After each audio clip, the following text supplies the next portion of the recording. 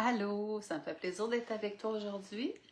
Alors, on est jeudi midi, c'est le deuxième atelier, mieux comprendre la méditation et la pleine conscience. Je me prends une petite gorgée d'eau avant qu'on débute. Si t'arrives, fais-moi des petits cœurs ou dis-moi un petit coucou. Si tu écoutes en replay, ben, tu peux m'écrire replay, tu peux m'écrire aussi tes commentaires, qu'est-ce que tu as pensé, qu'est-ce que tu as aimé, qu'est-ce que tu aimerais savoir de plus. Alors, aujourd'hui, on va débuter juste par un petit rappel de notre dernière rencontre. J'avais parlé des 4 étapes de la méditation. Puis, même si c'est juste 4, on dirait que des fois, on les oublie. Alors, c'est venir porter notre attention, les 4 étapes, sur un ancrage sans effort. Souvent, ça va être le souffle. À être dérangé par ses pensées.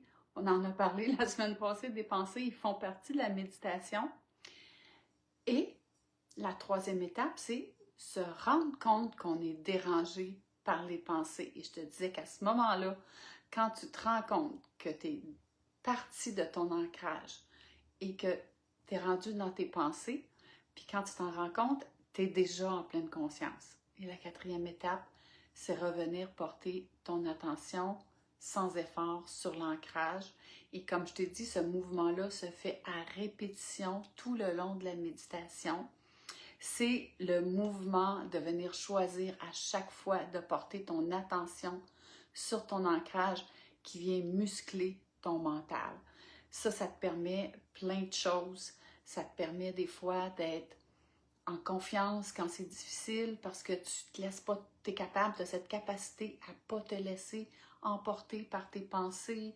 Tu vas être capable de te sentir plus confortable dans une situation où tu serais peut-être inconfortable parce que tu vas être capable de voir ce flot de pensée-là et comprendre que ton flot de pensée influence beaucoup ce que tu vis. Je pense qu'aujourd'hui, on va commencer par ce qu'on avait fait à la fin, la petite méditation de 3 minutes.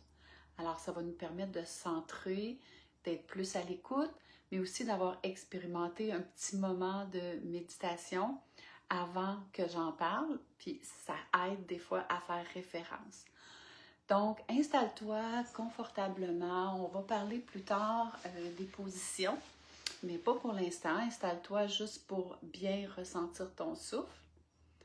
Et avant de faire la petite méditation espace-respiration de 3 minutes, j'aimerais qu'on prenne chacun à notre rythme 3 respirations, qu'on observe nos respirations sans les juger.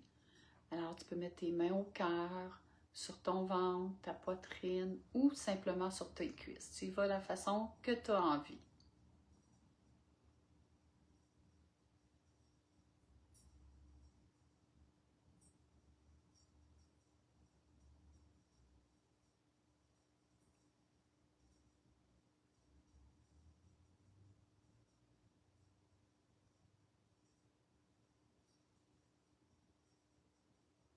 Pendant qu'on a encore notre attention sur la respiration,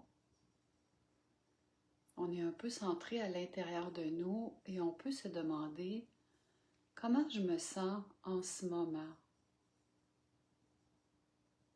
Puis il n'y a pas de bonne réponse, tu n'es pas obligé de te sentir bien, t'es juste s'ouvrir à soi, se demander comment je me sens, puis accueillir ce qui est là.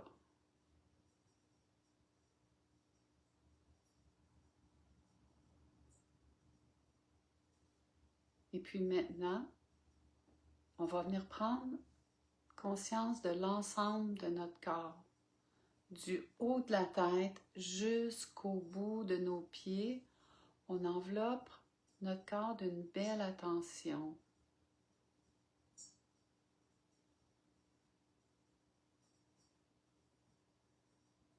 On peut ressentir certaines parties de notre corps un peu plus, d'autres moins.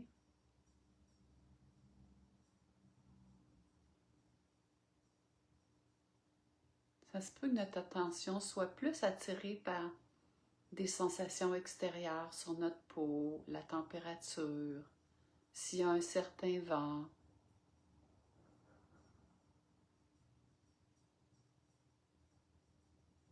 Et doucement, on ramène notre attention vers le souffle. On vient observer le souffle à l'endroit qui nous interpelle le plus.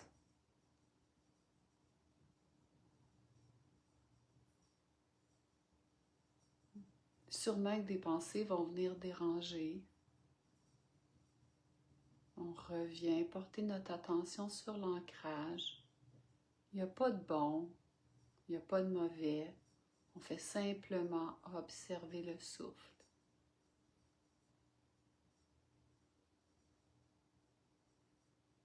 Puis là, on va garder un petit peu l'attention sur le souffle, mais on va l'élargir pour englober notre corps.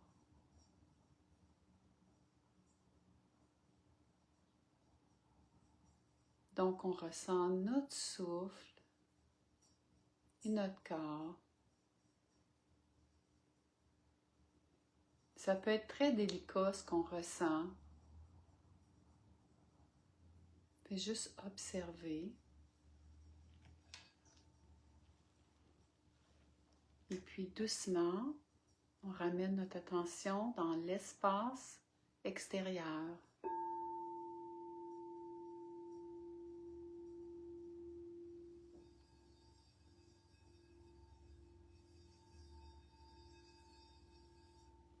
On revient en présence. D'ailleurs, dans ce retour dans la présence moins intérieure, plus extérieure, c'est important quand on médite de sortir dans la mesure du possible de notre méditation doucement, de ne pas se brusquer. Chez certaines personnes, si on vient méditer, on est calme, mais qu'on sort de la méditation trop rapidement, ça peut causer des désagréments. Chez certaines personnes, ça peut même être des maux de tête, ça peut être de l'irritation après. Donc, prendre ce temps-là pour revenir, sortir de la méditation et ensuite retourner à notre course, c'est la bonne façon de faire. On ne saute pas de la méditation à la course. Là, mon prochain sujet est à ma dernière page de notes. Parce que les ateliers, je les prépare la semaine dans les jours avant. Mais le matin même, je regarde à nouveau. Puis là, oh non, mais je veux mettre ça aussi. J'aime beaucoup aller à l'intuitif ou à ce que j'ai envie de parler. Alors, on va parler de la position de méditation. Il y a plusieurs positions pour méditer. Il y a des positions qui sont, je te dirais, reconnues pour méditer. Et il y a des raisons pourquoi. Mais il y a d'autres positions aussi qui peuvent être bonnes. Je vais te parler en premier des positions reconnues pour méditer. Donc, je vais me reculer un peu. Moi, ici, j'ai un coussin de méditation qui est fait un peu en angle. Donc, je m'installe en tailleur, les jambes croisées, comme ça. Puis, je m'arrange pour que le bas de mon dos soit confortable. La plupart des gens n'ont pas ce coussin-là. Donc, si tu décides de méditer par terre, je vais te montrer quelque chose d'autre. Là, ici, tu vois, si c'est un petit peu plus plat, je vais le mettre de côté comme ça. Quand on s'assit en tailleur, ça peut être une couverte roulée, ça peut être un coussin qui n'est pas trop épais. Avoir les fesses juste un petit peu surélevées comme ça va aider à bien placer le dos. Donc, on se place comme ça, les jambes à notre façon confortable. Peut-être que si je me tourne un petit peu, tu vas mieux me voir. Dans cette position-là, ce qu'on veut, c'est se sentir éveillé, alerte, mais relax en même temps. Alors, dans cette position-là, on vient sentir que notre colonne nous supporte, qu'elle est droite et que nos muscles, chaque côté, descendent et relaxent sur le long de la colonne. Puis on peut envoyer nos épaules vers l'arrière. Alors ça, c'est la position la plus connue pour méditer, mais souvent on ne parle pas du petit assise sous les fesses qui nous amène à se sentir un peu plus confortable d'avoir le fessier un peu plus haut que les genoux. C'est vraiment bien pour le dos. Ensuite, il y a la position assise. J'ai un petit banc ici. Ça se fait habituellement sur une chaise ordinaire. On s'assit sur le bord de la chaise. On met notre dos droit comme tantôt. Il y a des gens qui vont avoir un dossier, qui vont choisir de se mettre encore un petit coussin sous les fesses ou rouler une serviette ou de juste laisser leur dos libre de cette façon-là. Ce qui est important encore ici, c'est d'être capable de se sentir relax et éveillé. C'est pour ça que ces positions-là sont prônées parce qu'on peut se sentir relax et garder une certaine attention, un certain éveil en même temps. Donc là aussi, on vient mettre notre colonne vertébrale droite, on peut retirer, laisser retomber les épaules vers l'arrière pour qu'on ressente la détente dans nos muscles du dos. Puis on peut aussi imaginer nos muscles qui sont tenus par la colonne et qui descendent doucement de chaque côté. Et la dernière position, qui est une position officielle de méditation, c'est, parfois on peut prendre un coussin comme ça. Là, moi je vais le mettre comme ça par contre. Comme ça ici. Et on peut venir s'asseoir. Je vais le mettre que tu vois comme faux. S'asseoir comme ça sur le coussin. Donc ici, il n'y a pas de pression sur les chevilles, sur les jambes. Puis on est capable de mettre notre dos droit, laisser tomber nos épaules. Moi, assise, c'est comme ça, mes positions, ou comme tantôt, en tailleur. Il y a aussi des petits bancs de méditation que je n'ai pas, qui se vendent, mais que je vais me procurer éventuellement. C'est un petit banc de bois, il est fait comme ça. Puis il y a justement le petit angle que je te parlais qu'on fait avec le coussin en remontant un peu les fesses. Ce petit banc de méditation-là, on est positionné comme ça et on peut remettre nos jambes sous ce banc-là. Ça, j'adore, il faut que je m'en procure un. Donc ça, c'est les positions officielles de méditation. Pourquoi il y a des positions officielles de méditation? Ben parce qu'on veut être capable de se sentir relax et de garder notre attention. Pourquoi garder notre attention? Bien, pour ne pas s'endormir. Sauf que moi, je vais te dire que des fois, lorsque je fais une plus longue méditation, j'aime bien me coucher, m'installer dans un fauteuil. Et si je m'endors, c'est parce que mon corps en avait besoin. Et le temps que j'ai médité avant de m'endormir, mais c'est tout parfait. Donc, je dirais, c'est le fun de connaître les règles de la méditation, mais c'est le fun de comprendre que la chose la plus importante, c'est de venir écouter ce qu'on ressent de notre corps. Moi, méditer assis sur une chaise, j'aime pas ça du tout. Je me sens pas bien. Là, j'avais un petit banc qui est à ma hauteur, mais je suis pas une personne grande. Donc, il faut que je m'assieds vraiment sur le bout de la chaise pour avoir le dos droit, que les pieds touchent à terre. C'est pas une position dans laquelle je me sens confortable et éveillée. Donc, c'est tout au sujet des positions de méditation. Si tu as des questions, tu te demandes, oui, mais je pourrais-tu faire ça comme ça? Gêne-toi pas à m'écrire, ça va me faire plaisir de te répondre. Et parlant de position de méditation, je te dirais que ce n'est pas une position officielle, mais parfois, je suis trop loin malheureusement, mais parfois s'installer debout, fermer les yeux, respirer. On le fait sans yoga avec les mains chaque côté. Moi, je considère que si tu tiens ça une petite minute comme ça, puis tu viens observer ce que tu vis à l'intérieur de toi, c'est une méditation en fait. En tout cas, c'est de la pleine conscience. Les moments de méditation, je voulais te parler des moments de méditation. Parce qu'il y a des meilleurs moments en fonction de notre personnalité ou plus, je dirais, nos traits physiologiques. Je vais te parler de quelques moments où on peut inclure la méditation dans la journée et pour qui ces moments-là sont peut-être bons ou moins bons. Le matin, c'est un moment, si pour toi, c'est facile d'inclure quelque chose dans ta routine matinale, le matin, prendre 5 minutes de méditation, ça peut être une très bonne idée.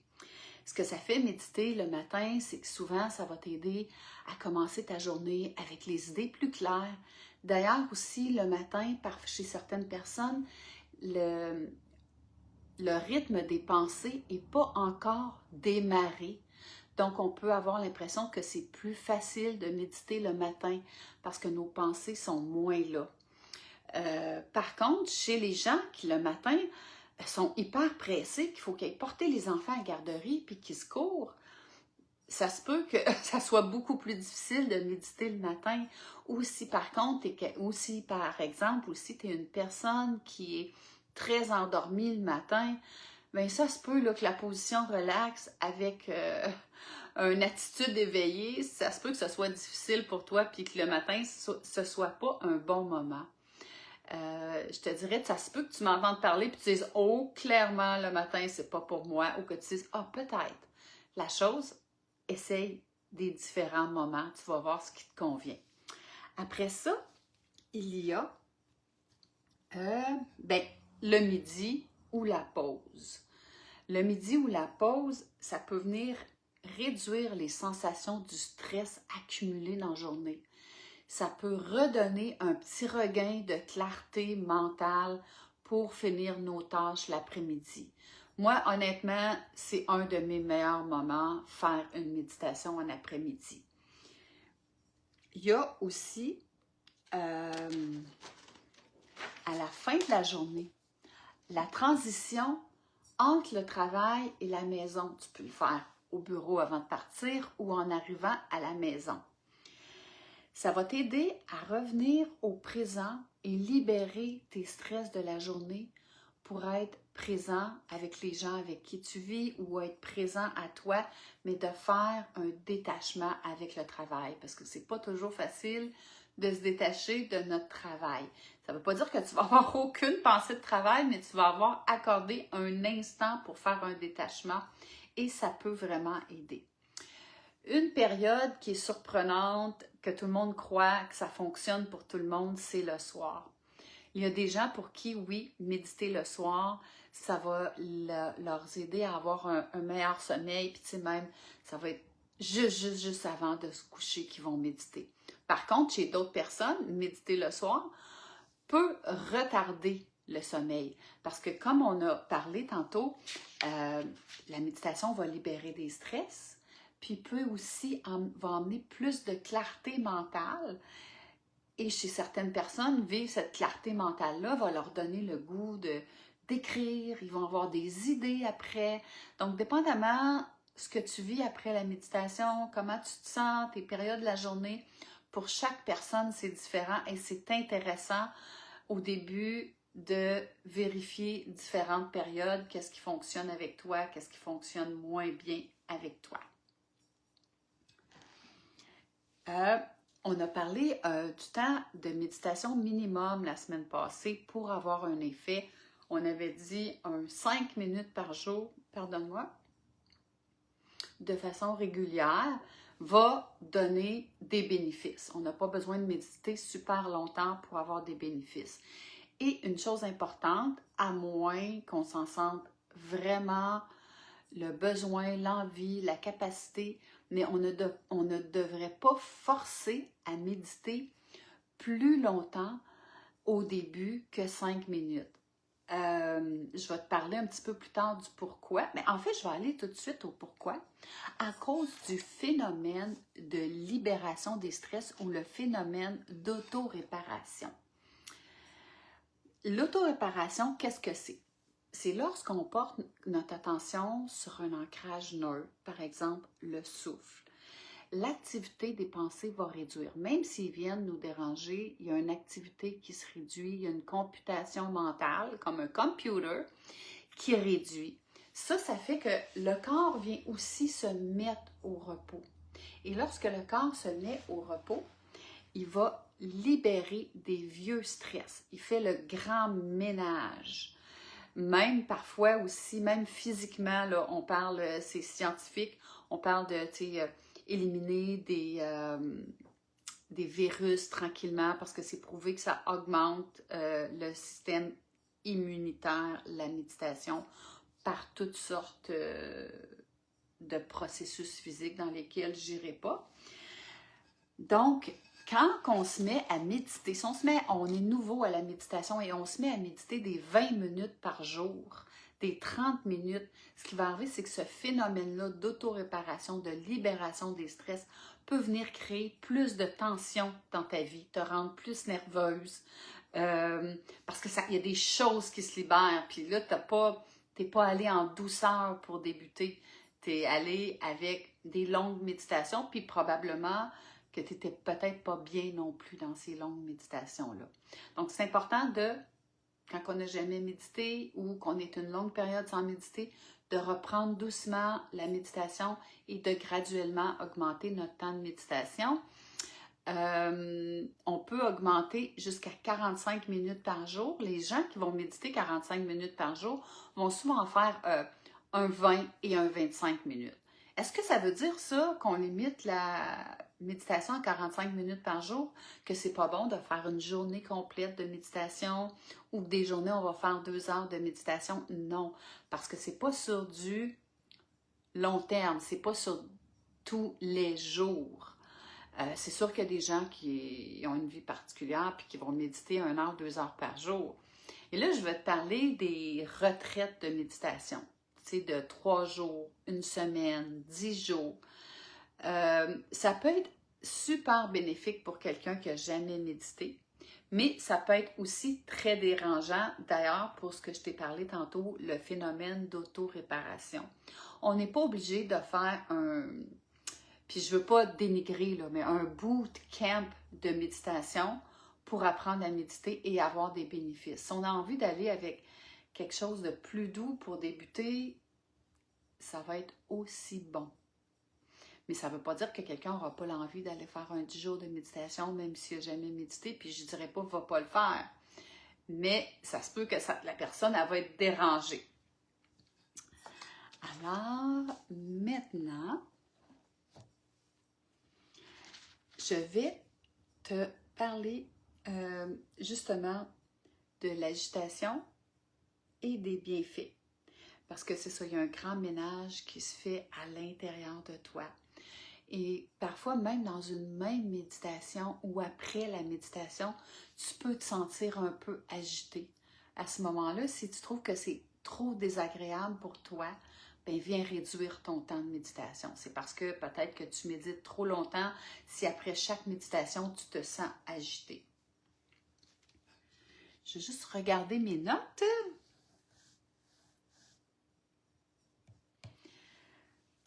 Voilà. Bien, c'est tout pour aujourd'hui. On a parlé combien de temps? Bien, 23 minutes quand même. Parce que je veux vraiment pas que ça dépasse 30 minutes. Je t'avais dit que je te parlerais de l'attitude, les attitudes de la pleine conscience ou la posture intérieure du méditant. Et quand j'ai regardé mes notes ce matin, j'ai dit, c'est sûr que j'aurai pas le temps. C'est quelque chose qu'on va voir au prochain atelier. Puis, tu vas voir, c'est super intéressant. Mais la maîtresse de toutes ces attitudes-là que je vais te parler la semaine prochaine, c'est la bienveillance. Puis ça, bien, lorsque tu médites, tu peux déjà l'inclure, la bienveillance, parce que ça se peut que tu aies envie de te critiquer quand tu médites. On se rend compte qu'on se critique beaucoup, en fait, en méditant. Puis là, on est comme, OK, ce phénomène est là. Je l'observe, mais je suis douce avec moi. C'est un réflexe de critiquer. Alors, inclure de la bienveillance, s'observer avec douceur, quand on voit le jugement critique, de ne pas le repousser, mais de le voir comme un automatisme, pas comme quelque chose qu'on fait mal. Donc, je vais te parler de ça, les autres attitudes qui viennent avec ça la semaine prochaine et les bienfaits de la méditation. Alors, je te remercie. On peut prendre 1 ou 2 respirations avant de retourner à nos activités.